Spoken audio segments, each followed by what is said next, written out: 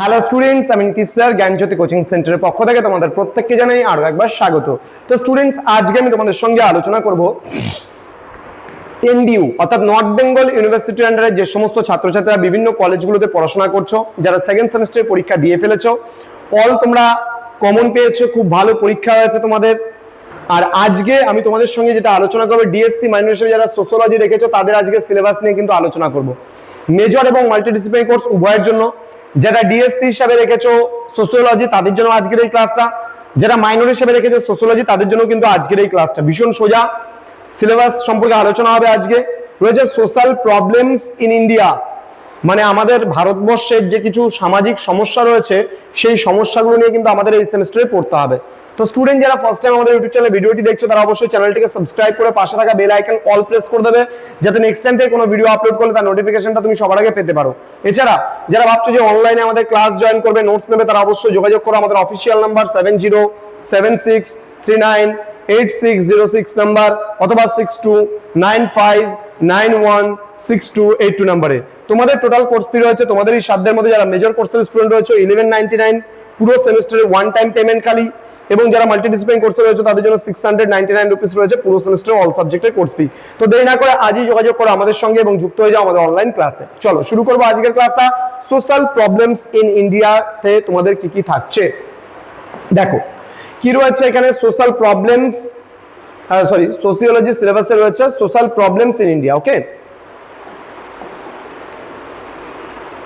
দেখো প্রথমে আমরা দেখব এখানে রয়েছে সোশ্যাল প্রবলেমস ফাউন্ডেশন। এখানে কি সামাজিক সমস্যা, কি meaning, understanding the fundamental meaning behind social issues. Definition জানবো মানে কাকে বলে, দেন কনসেপ্টস জানবো মানে ধারণা, and types of social problems মানে সামাজিক সমস্যা কত রকমের হয় ও কি কি সেগুলোর ব্যাপারেও কিন্তু আমরা ধারাবাহিকভাবে জানবো। নেক্সট রয়েছে rural and urban poverty. Poverty মানে কি? দারিদ্র, মানে গরিব আমরা বলি না, তো পভার্টি মানে দারিদ্র। রুরাল মানে গ্রামীণ এবং আরবান মানে শহর। তাহলে এই গ্রামীণ দারিদ্র এবং শহরের দারিদ্র সম্পর্কে আমরা পড়বো। এখানে ডেফিনেশন এন্ড কনসেপ্ট আমরা জানবো, কজেস এন্ড ইম্প্যাক্ট আমরা জানবো। অর্থাৎ গ্রামে যেমন জানবো ঠিক একইভাবে আমরা স্লাম মানে বস্তি, আমরা হাউজিং প্রবলেমস গুলো যে রয়েছে শহরের মানুষের সেই সমস্ত বিষয়গুলো সম্পর্কে পড়বো, তার কারণ এবং প্রভাবগুলো সম্পর্কেও আমরা জানবো। ক্লিয়ার?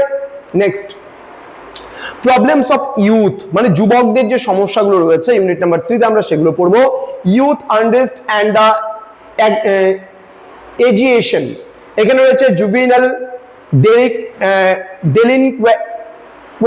ডেলিকুয়েন্সি। ওকে, নেক্সট রয়েছে আমাদের জেন্ডার প্রবলেমস। জেন্ডার প্রবলেমস এর মধ্যে আমরা কি কি পড়বো? ডোমেস্টিক ভায়োলেন্স রয়েছে, দেন সেক্সুয়াল হ্যারাসমেন্ট রয়েছে, ডাউরি মানে পর্ন রয়েছে, যেটাকে আমরা যৌতুক বলি, উমেন ট্রাফিকিং রয়েছে মানে নারী পাচার সম্পর্কেও কিন্তু আমরা এখানে পড়বো এবং ধারাবাহিকভাবে প্রত্যেকটা সম্পর্কে জানবো।